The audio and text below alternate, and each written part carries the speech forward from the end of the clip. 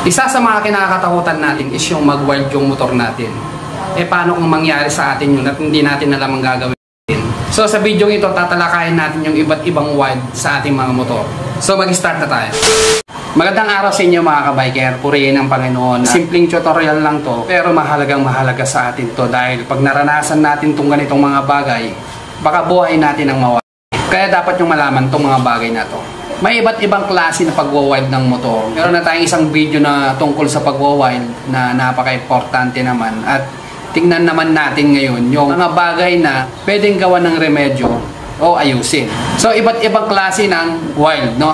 Meron talaga yung nakakatakot na wild. Meron naman yung tumatakbo ka at uminit na yung makina mo, nagwa-wild siya. Pero hindi naman siya ganun na magwa-wild lang bigla. Parang nanginginig siya. Yung mga experience kasi yung mga kabiker natin na mga ganyan. At meron din naman yung pag ililiko mo sa kanan, kung mo sa kaliwa, nagwa-wild yung motor natin. So ngayon, iisa-isain natin yung iba't ibang klaseng wild ng motor at bibigyan natin ng remedyo. No? So ano nga ba itong mga ito? So unahin natin yung mga na-experience natin mismo sa karburador natin na sa pagkabit pa lang natin, nagkakaproblema na at nagwa-wild na yung motor natin. No? So paano nga ba? So dito minsan nagkakamali tayo. No? Halimbawa, ito. No? Pag nagbabalik tayo ng piston ng karburador. Halimbawa, tanggalin natin no, yung piston. Ito. Actually, wala nang karayom yan, walang spring dahil mga pinagkahuyan ko to, no. So, ito mga kabiker, pag mali yung kabit nito, maaaring mag-wild yung motor natin. Halimbawa, ito, sabihin na natin itong piston niya, ikakabit natin ng ganito. Itong idle screw, kung mapapansin nyo, ayan, idle screw. Kabit natin ito. Papasok siya, di ba?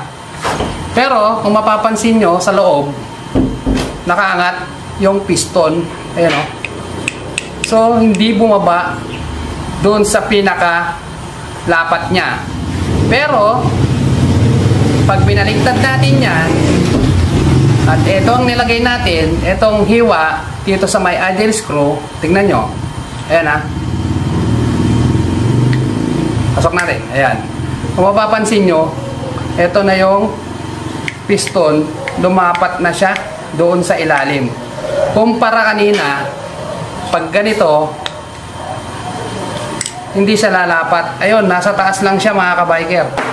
So pag-start natin yan mga kabiker, pag-start natin ng motor natin, nakaangat na yung karayom niyan.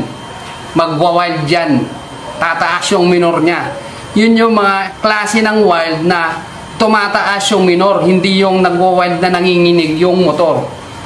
Maaari itong mangyari sa inyo mga kabiker pag hindi tama yung pagkabit nyo ng piston. Ito, importante. Ang pagkabit niyan, itong hiwang ito, dapat dito nakatapat sa idle screw.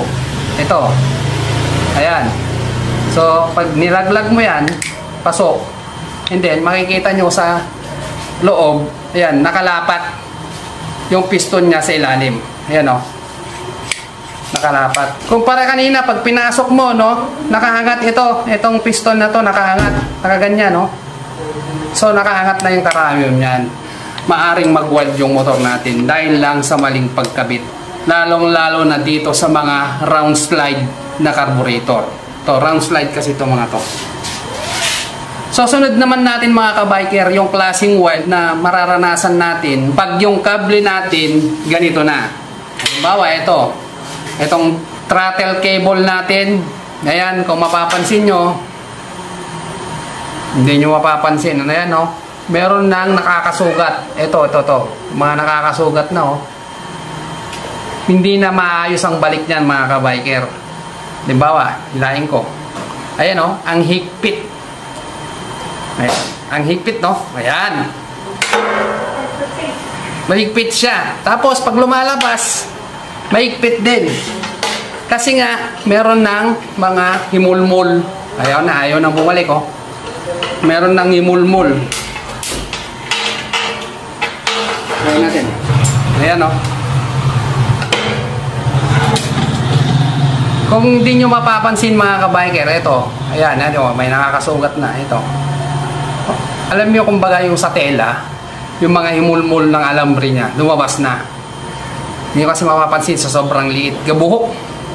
Ayan. Pag ganyan na yung kable natin at dito sa may bandang gitna, may himulmul na yung laman niya sa loob, mahirap nang bumalik yung kable natin. Katulad nga yung sinabi ko, ito. Hindi na siya smooth. So pagpihit natin ng throttle natin, nakala natin babalik, stuck up siya. Stuck up din yung piston ng carburetor natin. Dahil yan sa throttle cable ng mga motor natin, no? Ayan, yung sinasabi ko nga, kahit nasabihin natin smooth yan, kung merong mga himulmul na nakakasugat, pwedeng mag-stack up yung piston natin at pwede niyang iangat, hindi niya na maibalik. Kailangan smooth lagi ito. So anong remedyo mga kabiker? Papalitan na natin ng bago at lagi nyong nilalangisan dito sa loob. Although may langis na yan, pero mas maganda nilalangisan nyo sa loob. Sa mga lumang kable naman, siya magaspang siya. Yun na muna ang ilagay nyo para yung kalawang sa loob mahugasan, malusaw. At hilahilain nyo siya at ibalik-ibalik nyo. And then tutulo na yung kalawang. And then ngayon, langisan nyo na. So yun yung remedyo dun sa lumang kable. So doon naman sa mga nagimulmul na talaga, ayan, katulad yan, nagimulmul na yung kable niya sa loob, palitan mo na talaga, no? So yun yung remedyo, no? Ano pa mga kabiker, ano pang wild ang may experience natin doon sa ating mga motor? Lalong-lalo na pag lumiliko tayo pa kanan or lumiliko tayo sa pakaliwa, ano? Kasi may mga kabiker na experience na nila yan, lumiliko sila pakaliwa, especially pakaliwa. O kung saan naman yung nakapesto yung kable nila kung nasa kanan, biglang tumataas daw yung minor, no? Isang klase ng wild yan pag tumataas yung minor natin. Isang bagay ang mga kabiker, ipit yung mga kable natin dito pa rin sa kable. Kable natin, ano, hirap siya na i-throttle. Halimbawa, mahirap siyang i-throttle, magaspang. Check natin yung kable natin, baka nakaipit, naka-zip tie, hindi siya makahinga, no? Naiipit siya. Kaya pag naka-clip ito doon sa katawan ng motor natin at niliko natin, nahihila niya. Pag ipit yung kable natin, umiiksi yung haba niya kasi nga ipit eh.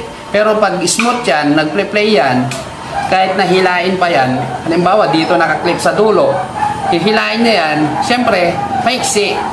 Pero pag naka-clip ng isa yan, smooth lang yung pagliko niya, hindi magwa-wild dyan mga kabiker. Kasi may na-experience na akong ganyan. Pulis pa nga siya eh. Pulis. No, nakatambay ako. Aalis na siya. Tumutulo yung carburetor niya. And then, nung sinindi niya, nag-wild. Kasi nakaliko yung motor niya, nag-wild. Tapos pinatay niya agad. No? Tumaas yung minor, nagulat siya. So, ang ginawa ko, tinulungan ko siya. Unang chinek ko mga kabiker, yung kable niya. Baka nga naipit. So, ang daming zip tie na nakasama dun sa wire. Nilunod niya na yung carburetor niya, tumutulo dun sa middler bowl ng carburetor niya. Pinat ko lahat yung zip tie, and then nung in-start niya, hindi na siya nag-wild. Kasi nga ipit tong kable mga kabiker. Dapat ito, hindi siya nasasakal, smooth siya, pati yung pinagkabitan is smooth lahat. Kasi may pagkakataon na pag niliko natin, tumataas yung minor. So yun yung remedyo mga kabiker dun sa kable na dapat nakakahinga yung kable natin at hindi siya naiipit o nasasakal. So punta naman tayo sa panghuli mga kabiker. Ito naman is nalilito sila kung wild ba to o vibration lang. Kasi na-experience nila pag nasa full throttle na sila, no? Para daw nagwo-wild yung motor. Nanginginig, no? Actually mga kabiker, yan yung tinatawag na vibration. Bakit nanginginig na parang nagwo-wild? Kasi sa bandang dulo ng throttle natin, wala na siyang isusupply na gas, kaya nanginginig na siya. Manginginig at manginginig na kasi kulang na yung supply ng gas sa carburetor natin. May mga case na ganyan na na-experience natin na pag nasa full throttle na natin, hindi na kaya ng motor natin, so nanginginig na, nakakala natin nagwa-wild. So anong remedyo natin mga kabiker dyan? Mag-jettings tayo mga kabiker. Number 1, magtaas tayo ng main jet. Kasi dalawang jets yung importante dyan, main jet tsaka pilot jet or slow jet. Pag mali yung main jet mo, maaari kang kulang sa gas, maaaring mag-overfeed ka. Halimbawa, 125cc, kinapitan mo siya ng carburetor na pang 155cc. Overfeed yan mga kabiker. Diba? Kaya nga minsan nagkakabit tayo ng 28mm na carb sa mga XRM 110 kailangan natin mag-jettings doon. Totono natin para makuha natin yung pangangailangan. Nagkaka-vibrate or while doon sa bandang dulo, nagkukulang na sa gas yung supply niya. So, nabibitin na siya. Pwede naman tayong mag-adjust sa karayom. No? Gawin nating rigs. Bakit nyo kailangan malaman to? Kasi sa bawat nanonood dito sa aking channel, mahal ko kayo. Ayaw ng channel na to at ako mismo, siyempre na magkaroon ng problema yung mga kabiker natin at saka mga viewers natin. Ilan lang yan sa mga bagay-bagay na hindi natin nalalaman. Nag-wild yung motor natin at na-aksidente tayo. So, malaking kawalan, especially sa buhay natin. Kasi isa lang yung buhay mga kabiker. Eh paano kung wala ka pang kaligtasan? Wala ka pang tunay na relasyon sa Panginoon. Wala kang kaligtasan. Bakit kailangan malaman nyo to? Yun yung purpose ko mga kabiker. Lalong-lalo na sa mga matic na motor. Na car type. Mga Mio.